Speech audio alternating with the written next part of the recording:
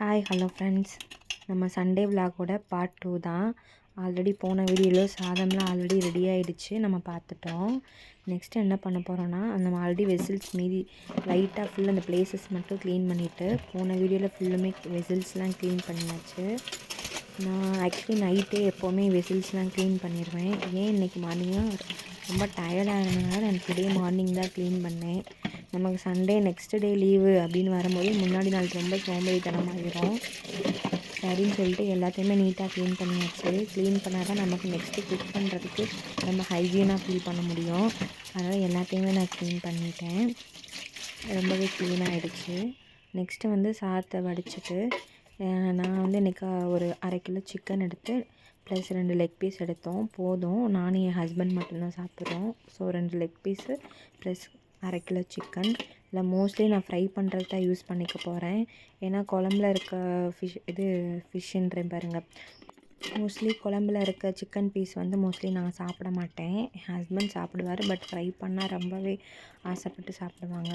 அதனால் நான் வந்து என்ன பண்ணிட்டேன்னா, ஃபுல்லுமே மோஸ்ட்லி வந்து ஃப்ரை பண்ணுறதுக்கு தான் பீசஸ் எடுத்தேன்.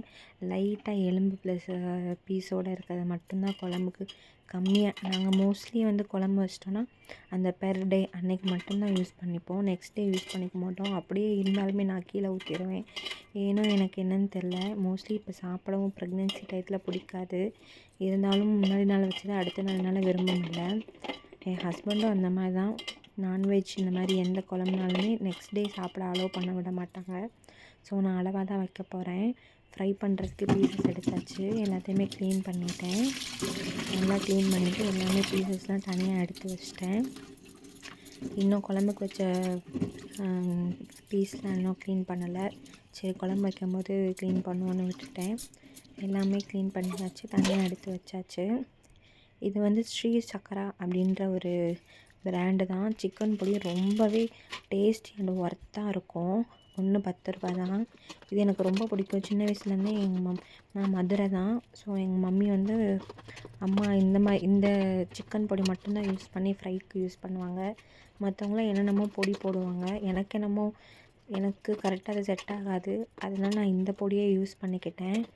ஸோ லைட்டாக லெமன் புழிஞ்சு, போன தடவை ஃபிஷ் பண்ணும்போது லெமன் ரொம்ப புழிஞ்சிட்டேன். லைட்டாக புளிச்சிருச்சு. அதனால் பயந்தே லைட்டாக லெமனை யூஸ் பண்ணேன். நல்லா ஃபுல்லாக வந்து எல்லாத்துலேயுமே தடவியாச்சு. நெக்ஸ்ட்டு வந்து ட்ரை பண்ணுறதுக்கு ரெடி பண்ணிகிட்ருக்கேன். எல்லாமே வச்சாச்சு பிளேட்டில். ஃப்ரிட்ஜில் போய் உள்ளே எடுத்து வச்சாச்சு. நெக்ஸ்ட்டு வந்து குழம்புக்கு ரெடி பண்ண போகிறோம். என்ன பண்ணிட்டு க்ளீன் பண்ணி வச்சாச்சு. நம்ம வந்து நான்வெஜ்னாலே அன்றைக்கி ரசம் சாப்பிட விரும்புவோம்.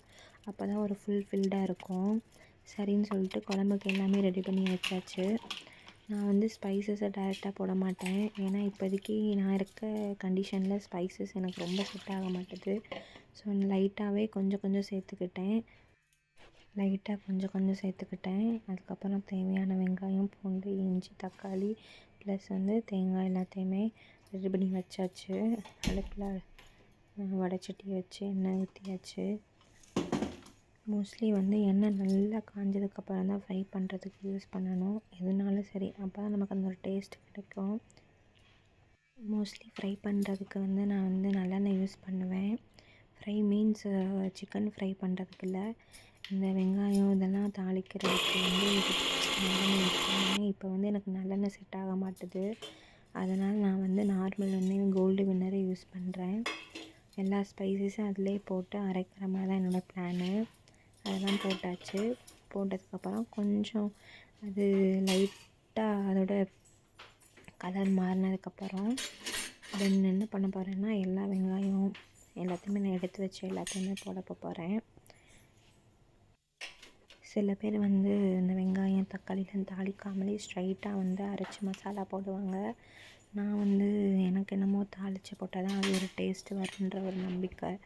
மோஸ்ட்லி ராவாகவே அரைச்சி போடும்போது அதுவும் நல்லா தான் இருக்கும். பட் ஒவ்வொருத்தவங்களுக்கு ஒவ்வொரு டேஸ்ட்டு ப்ளஸ் கைப்பக்குவம் அப்படின்லாம். எனக்கு மேரேஜ் ஆகி இந்த மந்தோட 1 இயர் ஆக போகுது ஆக்சுவலி. ஸோ வந்து நானும் கொஞ்சம் டெவலப் ஆகிட்டேன். அதனால் எல்லாமே ஃப்ரை பண்ணுறதுக்கு ரெடி பண்ணிகிட்ருக்கேன். எல்லாத்தையுமே மொத்தமாக போட்டுருவேன். அதுக்கு ஒவ்வொன்றா போட்டுக்கிட்டு எனக்கு டைமும் இல்லை. மணி ஆக்சுவலி 12 மணி ஆயிடுச்சு. லேட்டாக தான் சமைக்க ஸ்டார்ட் பண்ணேன். அதனால எல்லாத்தையுமே கொஞ்சம் வேக வைக்கிற வரைக்கும் விட்டுட்டு கொஞ்சம் மற்ற வேலையை பார்க்கலாம், ரசத்துக்கு போய் ரெடி பண்ணலாம் அப்படின்னு சொல்லிட்டு ஃபஸ்ட்டு அதை ஃபுல்லுமே தாளிச்சிட்டு ஒரு பேனில் போய் வச்சுருவேன். அதுக்கப்புறம் ரசத்துக்கு தேவையான பொருளை எடுத்து வச்சாச்சு. எடுத்து வச்சதுக்கப்புறம் நான் வந்து சில பேர் தக்காளி 2 தக்காளி யூஸ் பண்ணுவாங்க. அதுக்கப்புறம் கொத்தமல்லி எல்லாத்தையுமே லாஸ்ட்டில் தான் போடுவாங்க. நான் அரைக்கும் போதே லைட்டாக எல்லாத்தையும் சேர்த்து மிளகா எல்லாத்தையும் அரைச்சிடுவேன். லாஸ்ட்டில் எதுவுமே போட மாட்டேன். ஏன்னா அரைக்கும் போதே நமக்கு அந்த டேஸ்ட் நமக்கு கொடுக்கும். மோஸ்ட்லி நார்மலாக லாஸ்ட்டில் போடும்போது அந்த டேஸ்ட் வந்து எனக்கு என்னமோ செட் ஆகலை.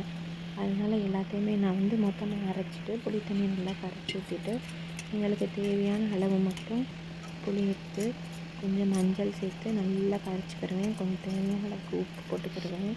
எனக்கு ரசம்னாலே ரொம்ப பிடிக்கும். ஏன்னா புளிப்பான எந்த ஒரு திங்ஸ் சாப்பிட்றதுனாலுமே எனக்கு ரொம்ப பிடிச்ச விஷயந்தான். அதுக்கப்புறம் எல்லாமே தாளிச்சிட்டு அந்த ரசத்தை ஊற்ற வேண்டியதான். நெக்ஸ்ட்டு கரண்டியை தேடுறதே பெரிய வேலையாக இருக்கும். அதனால தான் நான் பக்கத்தில் இருக்க கப்பில் வைக்காமல் இங்கே முன்னாடி இருக்கிற மாதிரியே வச்சாச்சு. ரசம் வந்து இப்போ ரெடியாக போகுது. நம்ம வந்து லாஸ்ட் என்ன பண்ணுவோம், ரசத்துக்கு பெருங்காயப்பொடி சேர்க்குறேன். நான் மோஸ்ட்லி எல்லாருமே ரசத்துக்கு சேர்ப்பாங்க.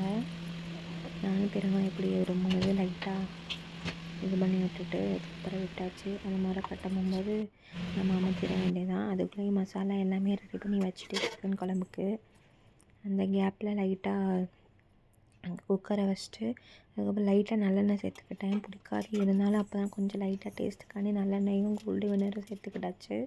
அதுக்கப்புறம் லைட்டாக தாளிக்கிறதுக்கு சோம்பு மட்டும் சேர்த்துக்கிட்டேன். ஏன்னா இதில் ஸ்பைசஸ் வந்து டேரெக்டாக சேர்க்கலை. அந்த மசாலாக்குள்ளேயே நான் வந்து அரைச்சி வச்சாச்சு. அதுக்கப்புறம் இந்த சிக்கன் பீஸ்லாம் பார்த்திங்கன்னா மோஸ்ட்லி எலும்பாக தான் இருக்கும். ஏன்னா நாங்கள் வந்து அவ்வளோவா சாப்பிட மாட்டோம். இருந்தாலும் வேஸ்ட் ஆயிரும். இதே நாங்கள் ஃப்ரை பண்ணோன்னா கண்டிப்பாக எல்லாத்தையுமே காலி பண்ணிடுவோம். சரின்னு சொல்லிட்டு எல்லா பாத்திரத்தையும் மீதி இருக்க 2-3 பாத்திரத்தை க்ளீன் பண்ணிவிட்டு அதுக்கப்புறம் அதை ஃப்ரை பண்ணி நான் மோஸ்ட்லி எதுனாலுமே மட்டனோ சிக்கனோ ஒரு 10 மினிட்ஸ் அது பாட்டுக்கு விட்டுருவேன். அது பாட்டுக்கு அந்த லோ ஃப்ளேமில் வந்து வேகட்டும்ன்ட்டு அதுக்கப்புறம் அரைச்சி வச்ச மசாலாவை போட்டாச்சு. மசாலாவை போட்டு நல்லா ஒரு கிண்டியாச்சு. வச்சு நான் 2-3-4 விசில் வைப்பேன். ஏன்னா எனக்கு நல்லா கொஞ்சம் குழஞ்சா தான் பிடிக்கும்.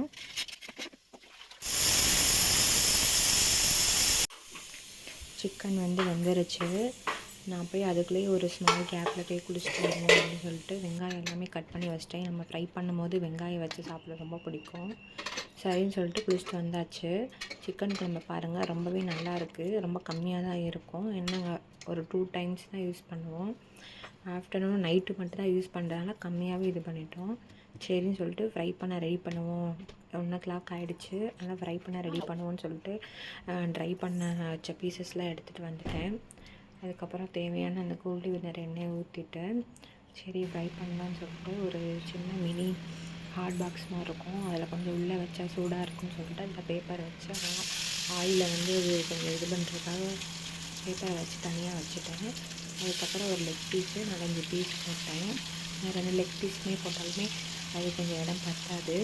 அதனால் வந்து 4-5 பீஸ் போட்டாச்சு. போட்டு நல்லா ஃப்ரை பண்ணிடலாம். ஆனால் சூப்பராக இருக்கும். நீங்களே கொஞ்சம் ஃப்ரை பண்ணணும், நீங்களே இந்த கலர் சேஞ்சஸை பார்ப்பீங்க. பார்க்கவும் டேஸ்டியாக இருக்கும். இந்த ஒரு பொடி மட்டும் போதும், சக்கரை பொடி மட்டும் போதும்.